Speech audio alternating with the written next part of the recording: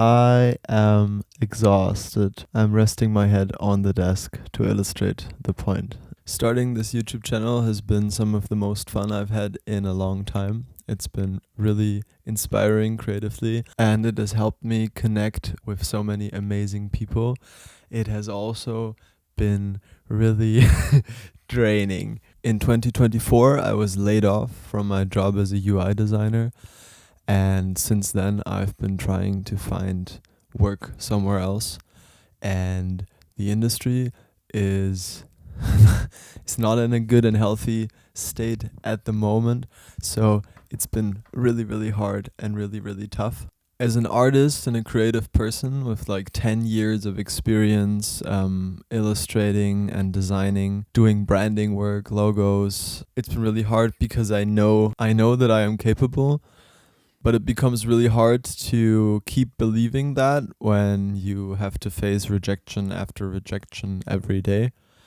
And so starting this little journey with all of you has been kind of the push that I needed to find some confidence again. And it has helped to remind me why I want to do creative things. Why do I want to be a designer, an artist? Why I want to work in a creative field. Yeah, it's been really tough. Aside from the emotional toll that takes on a person, not being able to find work is obviously a financial stressor. So I'm not sure where I want to go next, but for now, this is really fun and I want to keep doing this. So yeah, let's talk about what I've been doing. Look at these. So I redesigned my White Star logo to be a bit simpler and cleaner, and now I have a vector version. Before I didn't. And we had these stamps made. I also had this stamp made, which is like a little inventory stamp for the dice that I'm making. Speaking of the dice, haha, I finished making the first 4 boxes of the dice that I was making. So this is what they look like. The box is maybe a little bit big, but that's all I had. And on top, you can see I made a little sticker. So for the stickers, I have these black stickers, and I used my stamp and some white chalk dye to stamp my logo onto these. And I think it looks really cool. And so I use these on the top, and I'm gonna make a whole bunch of these stickers and bring them to Camping Kit Bash. So yeah, the dice project is moving along, and I'm having a lot of fun with it. It's nice to do like the whole packaging bit. You may also see something over here.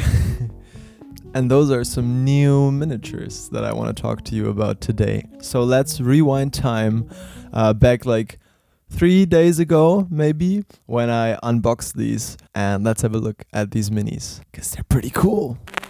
So what have I got here? In my hands, I'm holding a big box filled with 3D prints. Max is me, and these are from Warp Miniatures. And they are launching a Kickstarter, and they sent me some of the files, and I had them printed to take a look at these. To be transparent with you, this is not a sponsored video. I did not receive any money or other compensation for this. The only thing Warp Miniatures did is they sent me the files and paid for the printing.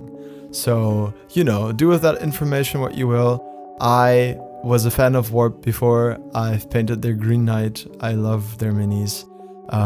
Look at these. There's a big wizard guy with a staff and a scroll, and there's these, they're called death kiwis. They're like, they're very, very dangerous, very scary, flightless birds. I love these.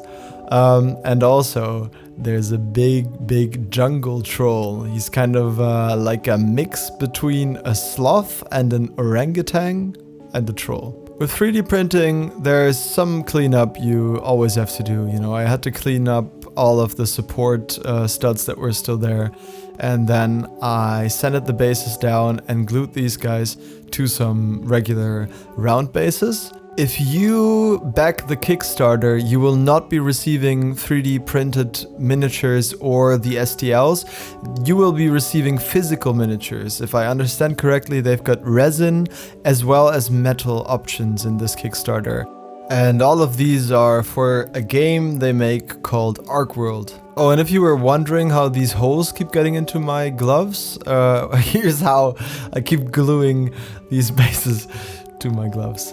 I rolled up some milliput and used this to kind of like adjust the position of these heads a little bit. I think they're supposed to like look up into the sky, but I didn't get that and I did my own thing. So I used milliput to alter these poses slightly. And here's all the big guys from this Kickstarter. Here's the big death kiwis and the wizard and this giant jungle troll that I love so much, and I'm really looking forward to getting these guys all painted up in the future. Yeah, happy with these, gonna let that milliput dry. Okay, on to the main stars of the show. It's called ArcWorlde Gremlins for a reason, and these are the gremlins. There's a little bird here, it's like a baby deaf kiwi. I have to base him, of course. Look at him, he's the cutest thing I've ever seen. It's like a little dodo. And this guy might be my favorite one of the gremlins. I did some sculpting as well on the milliput that I used to fill the gaps on these bird heads. I tried to roughly match the shape of the feathers. I cleaned up this guy's face. He had some eyebrows I didn't like, so I cut those off. And here's everyone all based up. Look at these cute little guys. I love these. I cannot wait to see them in my grimdark paint scheme. Make them look like a little bit spooky. I love that they're like super cute little tiny guys, but they try to be intimidating with their scary carved masks, and I hope I can get like that contrast across. I think the Warp Miniatures minis have like a very special sculpting style. There's some very sharp, defined detail in these, and they've got quite cartoonish proportions, but they're not too cartoony for me, which I enjoy.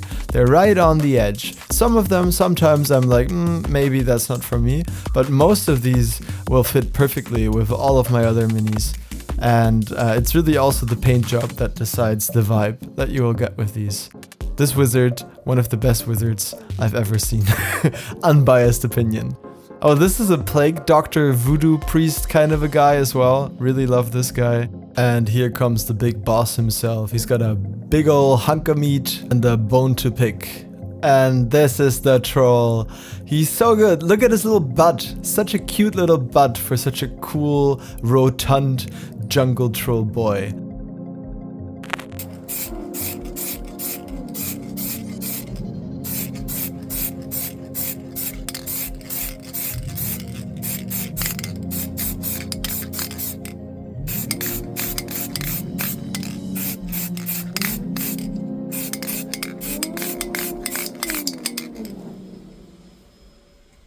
You think I should go to the hairdresser? I think it might be getting slightly too long. Maybe.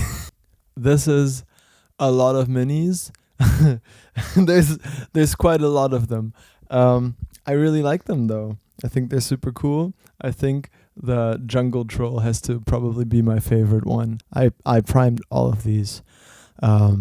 Black. Yeah, I can't wait to paint this guy. Maybe use some oils again, since we learned that from the Sin Eater. You can watch that video if you're interested in me playing around with some oils as well as some bones. The wizard is fantastic. Such a good mini. You can get them all physically from the Kickstarter. I'm not going to tell you to buy them. I'm not going to tell you to back the Kickstarter. This is not a sponsored video.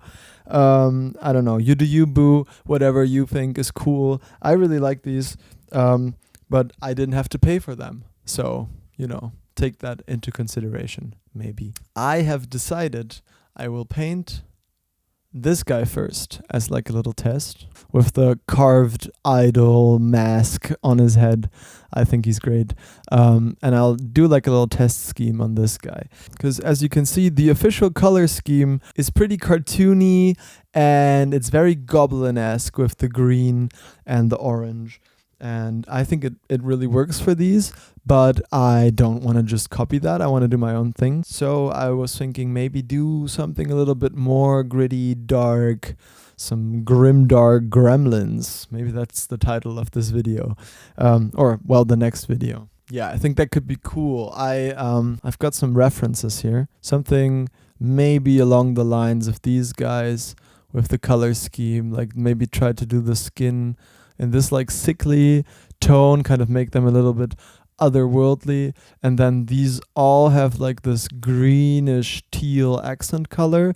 I think that could work really well, and try to stick with like some neutral earth colors for the rest. Really make those masks pop with some freehands on there. That could be really fun. Yeah, I'll paint that guy. Between now and that video, I will probably upload the battle baby, the mini battle report I talked about in last video. Sorry this video took a little bit longer to come out. It's been only 4 days, so, you know, chill. But sorry for that. It's just because I was super busy. I just had other life responsibilities. You know, it happens. Videos take a long time. To film one of these videos usually is like a full 8-hour workday, and then to edit them is another full 8-hour workday. So, you know, it's not fast. Also, another dice update.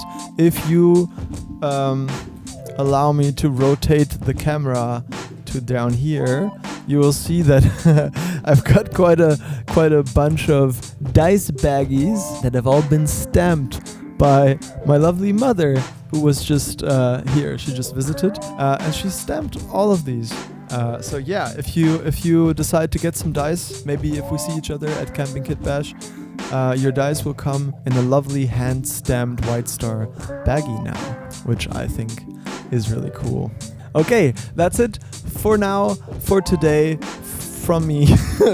If you're here and you're watching this and you're still here in this outro section, thank you very much. I really appreciate it. Go spread the love, watch some other hobby videos, and don't forget to make something cool and say something nice to someone you love. Okay, bye bye.